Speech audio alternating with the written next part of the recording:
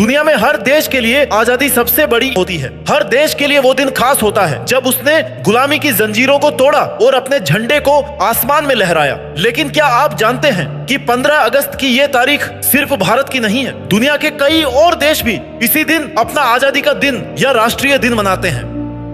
आज मैं आपको उन देशों की सैर कराऊंगा जो इस तारीख से जुड़े हैं। हम सबसे छोटे देश से शुरू करेंगे और फिर धीरे धीरे सबसे बड़े देश तक पहुंचेंगे। सबसे पहले चलते हैं यूरोप के पहाड़ों के बीच छुपे एक नन्हे से देश की तरफ। इस देश का नाम है लिक्टेनस्टाइन। ये देश इतना छोटा है कि इसकी आबादी सिर्फ कुछ हजार है, लेकिन इसका नेशनल डे भी 15 अगस्त को ही मनाया जाता है। ये उनका आजादी का दिन नहीं है, लेकिन उनके राजा और लोग इस दिन जश्न मनाते हैं। पर्वतों में आतिशबाजी होती है और पूरा देश खुशियों से भर जाता है। सोचिए, दुनिया के नक्शे पर कितना छोटा सा देश, लेकिन खुशी का दिन वही जो हमारे लिए भी खास है। अब चलते हैं अरब की गर्म रेत की तरफ। वो छोटा सा देश है बहरीन। तेल के कुएं, समुद्र की लहरें और चमकती इमारतों वाला ये देश 1971 में आजाद हुआ था। बहरीन अंग्रेजों के कब्जे में था और 15 अगस्त को उसने अपनी आजादी हासिल की। सोचिए, एक तरफ भारत के लोग तिरंगा लहराकर जश्न मना रहे थे और उसी दिन अरब की धरती पर भी आजादी का सूरज उग रहा था। अब हमारी यात्रा अफ्रीका की तरफ बढ़ती है। यहाँ एक देश है रिपब्लिक ऑफ द कॉन्गो, जिसे कॉन्गो ब्राज़ाविल भी कहते हैं। ये देश जंगलों और नदियों से भरा है। 1960 में इस देश ने फ्रांस से आजादी पाई थी। उस दिन कॉन्गो की धरती पर नया इतिहास लिखा गया। लोग सड़कों पर नाच रहे थे, झंडा आसमान में लहरा रहा था और हर चेहरे पर आजादी की चमक थी। वो खुशी वैसी ही थी जैसी हमारे देश में होती है, बस जगह अलग थी, एहसास वही था। अब हम चलते हैं एशिया के उस कोने में जहां एक ही तारीख ने दो देशों की किस्मत बदल दी। ये कहानी है कोरिया की।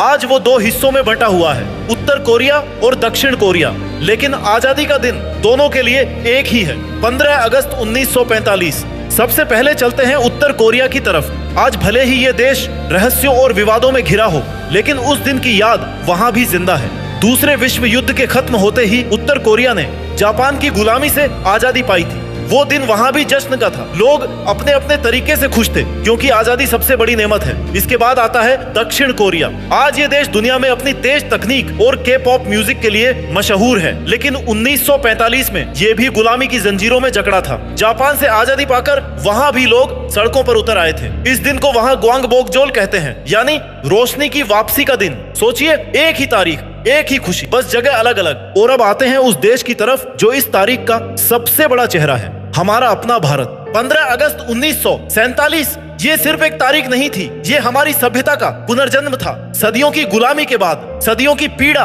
संघर्ष और बलिदान के बाद हमारी धरती ने आजादी की सांस ली थी। उस रात को याद कीजिए जब पूरा भारत उत्साह और गर्व से कांप रहा था, जब लाखों लोग अपनी आंखों में आंसू लिए आसमान की ओर देख रहे थे। वो आंसू दुख के नहीं, गर्व और खुशी के थे, क्योंकि सदियों पुरानी जंजीरें आखिरकार टूट चुकी थी।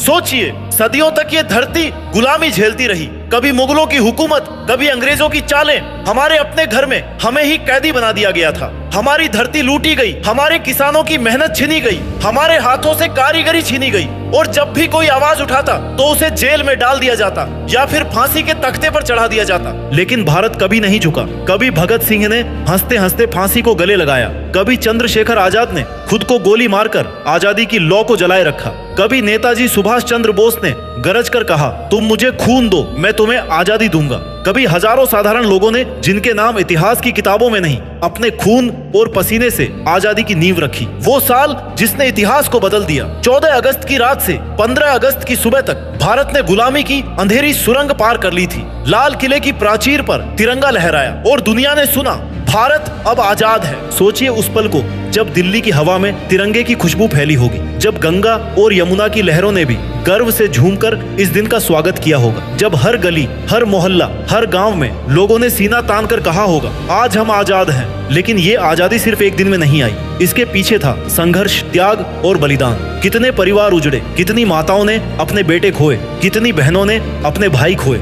आजादी की ये हवा शहीदों के खून से रंगी हुई थी। 15 अगस्त हमें सिर्फ आजादी की खुशी नहीं देता, ये हमें हमारे कर्तव्य भी याद दिलाता है, क्योंकि आजादी का मतलब सिर्फ गुलामी से छुटकारा नहीं, बल्कि अपनी मिट्टी, अपनी संस्कृति और अपनी आत्मा को पहचानना है। आज जब हम तिरंगे को सलामी देते हैं तो हमें याद करना चाहिए कि ये रंग सिर्फ कपड़े के नहीं है। केसरिया हमें साहस और बलिदान की याद दिलाता है, सफेद हमें सच्चाई और शांति की राह दिखाता है, हरा हमें हमारी धरती और उसकी खुशबू से जोड़ता है और बीच का अशोक चक्र हमें कहता है रुको मत, चलते रहो, देश के लिए आगे बढ़ते रहो। आज हमारा देश आजाद है, लेकिन ये आजादी हमें जिम्मेदारी देती है। हमारे शहीदों ने हमें ये दिन इसलिए दिया ताकि हम इसे संभालें, इसे और महान बनाएं। तो जब भी आप 15 अगस्त को आसमान में तिरंगा लहरते देखें तो सिर्फ गर्व ही नहीं बल्कि कृतज्ञता भी महसूस करें। याद रखें कि ये आजादी मुफ्त में नहीं मिली, ये विरासत हमें खून, आंसू और बलिदान से मिली है। आज अगर हम खुली हवा में सांस ले रहे हैं, अगर हम अपनी मर्जी से बोल सकते हैं, अपने सपनों को पूरा कर सकते हैं, तो ये उन्हीं लोगों की वजह से है जिन्होंने अपने सपनों की कुर्बानी दी।